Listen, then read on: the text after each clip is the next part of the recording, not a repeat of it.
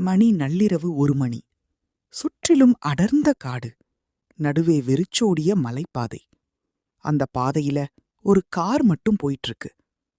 காரை ஓட்டுறது கௌதம். பக்கத்துல அவனோட காதலி மேகா. கௌதமோட கைகளை இறுக்கமா பிடிச்சிருக்கா. கார்ல ஒரு மெலடி பாட்டு ஓடுது. அவங்களுக்கு தெரியாது, அவங்களோட இந்த அழகான பயணம் அவங்களோட கடைசி பயணமா மாறப்போகுதுன்னு. திடீரென வழியில ஒரு போலீஸ் செக் பாயிண்ட். கௌதம் காரை நிறுத்துறான். அங்க இருந்த ஒரு வயசான போலீஸ்காரர் காரை உற்று பார்த்துட்டு பதற்றமா சொல்றாரு, தம்பி, இந்த நேரத்துல முன்னாடி போகாதீங்க. பனிமூட்டம் அதிகமா இருக்கு, ரோடும் சரியில்லை, காரை திருப்பிட்டு போயிருங்க. ஆனா மேகா, ப்ளீஸ் கௌதம், நாம இன்னைக்கு நைட்டே அந்த ரிசார்ட்டுக்கு போகணும்னு பிளான் பண்ணோம்ல, போலாம்னு பிடிவாடம் பிடிக்கிறா. காதலியோட ஆசைக்காக போலீஸோட எச்சரிக்கையை மீறி கௌதம் காரை முன்னாடி எடுக்கிறான். மலைப்பாதையில மேலே போக போக பனிமூட்டம் கண்ணையே மறைக்குது. காரோட ஹெட்லைட் வெளிச்சம் கூட வழிய காட்டல. திடீரென காரோட ரேடியோல பாட்டு நின்னுட்டு ஒரு விசித்திரமான இரைச்சல் சத்தம் மட்டும் கேக்குது. அடுத்த செகண்ட் கௌதம் பிரேக்க மிதிக்கிறான். ஆனா பிரேக் வேலை செய்யல. கார் கட்டுப்பாட்டை இழந்து ஒரு பெரிய வளைவுல இருந்த மரத்துல பயங்கரமா மோதுது. சிறிது நேரத்துக்கு பிறகு கௌதம் மெதுவா கண்ணை திறக்கிறான். காரோட முன்பகுதி மொத்தமா நசுங்கி இருக்கு. அவனுக்கு லேசான காயம்.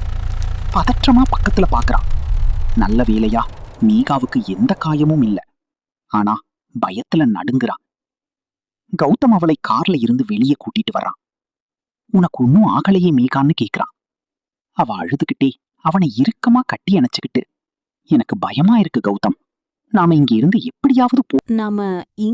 எப்படியாவது போயிடணும்னு சொல்றா. 2 பேரையும் கைகளை பிடிச்சுக்கிட்டு அந்த பனியில நடக்கறாங்க. தூரத்துல ஒரு ஆம்புலன்ஸ் வெளிச்சம் தெரியுது. அந்த வெளிச்சத்தை நோக்கி ஓடி வந்த கௌதமுக்கு அங்க ஒரு அதிர்ச்சி காத்திருக்கு. அது அவங்க விபத்துக்குள்ளான அதே இடம்தான். காரை சுற்றி போலீஸும் ஆம்புலன்ஸும் நின்னுகிட்டு இருக்கு. கௌதம் கூட்டத்தை தள்ளிட்டு உள்ளே போய் பார்க்கறான். அங்கே காரோட இடிபாடுகளுக்குள்ள கௌதம் ரத்த வெள்ளத்தில் பிணமாக கிடக்கிறான். அதிர்ச்சியில உறைந்து போன கௌதம் தன் கைகளை பார்க்கறான். அவனோட கைகள் காத்துல லேசாக கரையிறது தெரியுது. அவன் கதறி அழுதுகிட்டே பின்னாடி நிக்கிற மேகாவை பார்க்கறான். அவளோட உடம்பு இப்போ ஒரு பேய் உருவமா லேசான வெளிச்சத்தோடு மாறுது. மேகா மெதுவா பேசுறா. கௌதம், 1 வாரத்துக்கு முன்னாடியே இதே ரோட்ல நடந்த விபத்துல நான் இறந்துட்டேன்.